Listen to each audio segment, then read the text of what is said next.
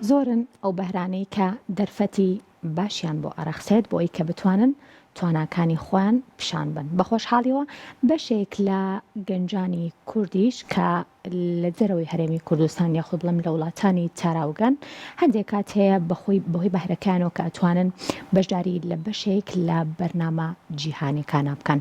یۆرۆسۆنگێکێکە لەو بەرنامە تایبەتانەی کە ساڵانە کۆمەڵێک لە بەهرەمەندی جیهان و بەتایبەتیش دەنگخۆشان و دەنگبێژان بەشداری تیاکەن. بە خۆشحاڵیەوە بۆ ئەم ساڵ گەنجێکی کورد بە ناوی چیا عومەرەوە توانیوێتی کە بەشدار بێت و قۆناغی زۆر باشیشی بڕێوە و لە ئێستایە ماوەتەوە بۆ قۆناغی کۆتایی کە بڕکێ کات بۆ بردنەوەی ناسناوی ئەم بەرنامە جیهانیە. ڕاستەوخۆ ئەشما لای کاکچیا لە ڕێسکایپۆلەکەمانە کاکچیا سلااو لێ بێم کاتت باش بێ. باشی چاکیت. زۆر سپاس بۆ تۆ. پێم خۆشە بزانم کە چۆن بوو بەشداریت کرد لەم بەرنامەیە؟ وەڵایی لە بەلجیکا داوای مۆسیقیان کرد بۆ ئەوەی کە توانیمان بینێرین بۆ یورۆڤیژن سۆنگ فێستیڤەڵ. ئەیتر لە 200 کەسەوە مۆسیقای منیان هەڵبژارد و بانیان کرد و ئەیتر ڕۆشت و تا ئێستا لە فیناڵەکەین. باشە، چی وای کرد کە با بڵێن لە قۆناغی یەکەمەوە تۆ ببیتە بەشدار بووی ئەو بەرنامەیە؟ داوای لێبوردنەکەم چی وای کرد یاخود بڵێم چی تۆ وای لە لیژنەکە کرد کە تۆ ببیتە بەشداربوویەک لەنێو پرۆگرامەکە و چەندین قۆناغ ببڕیت؟ ئەیتر وەڵا دایمە کە مۆسیقام دروست کردووە خەڵک بتوێتی گۆرانیەکانم زۆر ئینتەرناشناڵن، چۆن بڵێ خارجین و بۆ هەموو دنیا ئەبێت. ئەیتر بۆ خەڵکی گەنجە بێت، بۆ خەڵکی تۆزە بەتەمەن ئەبێت.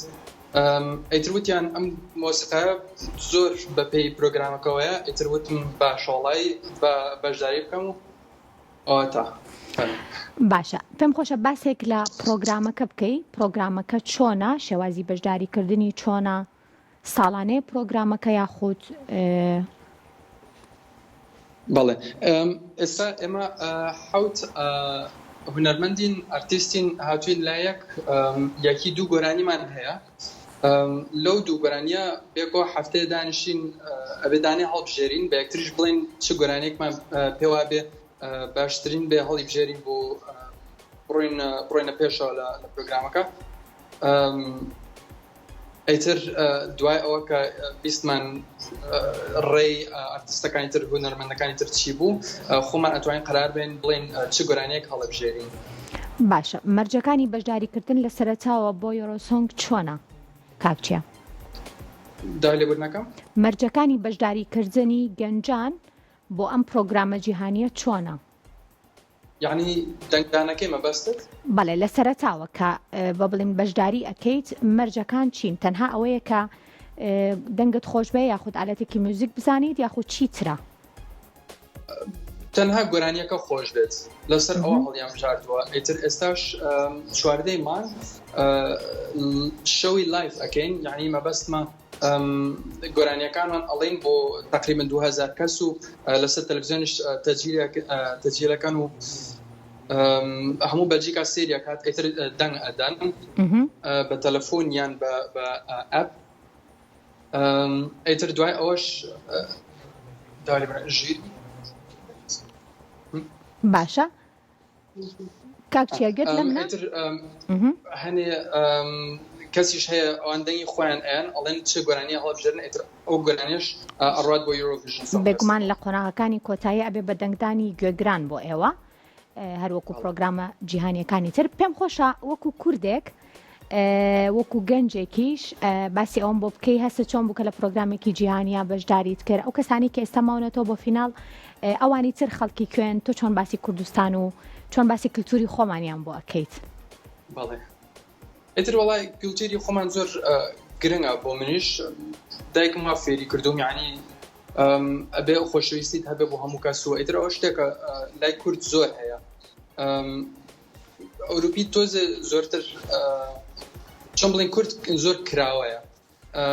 ئیتر منش زۆر حەزم لەوەیە، ینی کللتوری خۆشمان زۆر خۆشە. ئیتر بۆ من زۆر هینە شتێکی ئاسانە بە جوانی باسی کەم و باسی کورد کەم و باسی یعنی هیستوری باشە مێژووی خۆمان بکەم. خێزانەکەت تا چەند پشتگیریان کردیت؟ دای لێبوورنەکەم خێزانەکەت تا چەند پشتگیریان کردی دایکت باوکت خوشک و براکانت؟ وەڵای هەر زۆرەوە تا دایک و خوشکم لایە منیان گەورە کردووە منیان ئازا کردووە ئەیترەوە تا ئێستاش دایما پشتی منیان گرتووە زۆرش ڕێزمان بۆیان هەیە و هەستەکەم هەر بابەتێک کە دایکت یارمەتی تایە بۆ ئەوەی کە بە باشی قسەکارت بگەێنیتە من و بینەرەکانمان باشە کاکچیا پێم بڵێ لە دوای بڵێن ئەم قۆناغانەی کە ئەبێت ئێوە پلانەکان چۆن ئەبێت بۆ نمونە ئەگەر تۆ لە ئێستا چوتە قۆناغەکانی پێشووتر و دواتر دەنگی خەڵکت بەدەستهێنا لە نێو ئەم پرۆگرامەیە چی پێشکەش بە ئێوە ئەکرێت؟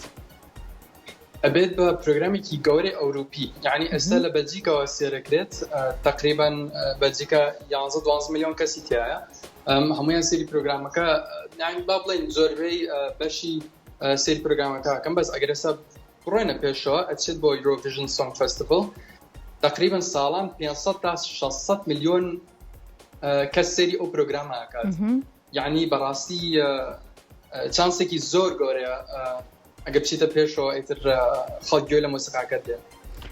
باشە تاوەکو ئێستا و ئەوەی کە زانیاری هەبێ هیچ گەنجێکی کوردی تر بەشداری لەم پرۆگرامەیە کردووە؟ وەکو بزانم نا یەکەم کەسیت کە بەشداریەکەی باشە لەگەڵ ئەو کەسانی کە ئێستا لەگەڵت ماونەتەوە پێم خۆشە بزانم ئەوان خەڵکی کوێن و تا چەند با بڵێن ئەو دەستگیرۆیی هەیە یاخود بڵێم ئەو هاوکاریە هەیە لە نێوان ئێوە وەکو گەنجانی چەند وڵاتێکی جیای جیهان و کە تۆش تاکە کوردی ئێستا لەگەڵیانە تا چەند هاریکاری یەک ئەکەن گۆرانی بۆ یەکتری هەڵ ئەبژێرن بۆ ئەوەی کە بتوان ئەو ڕکابەریە چۆنە ئێستا لە نێوانتانە؟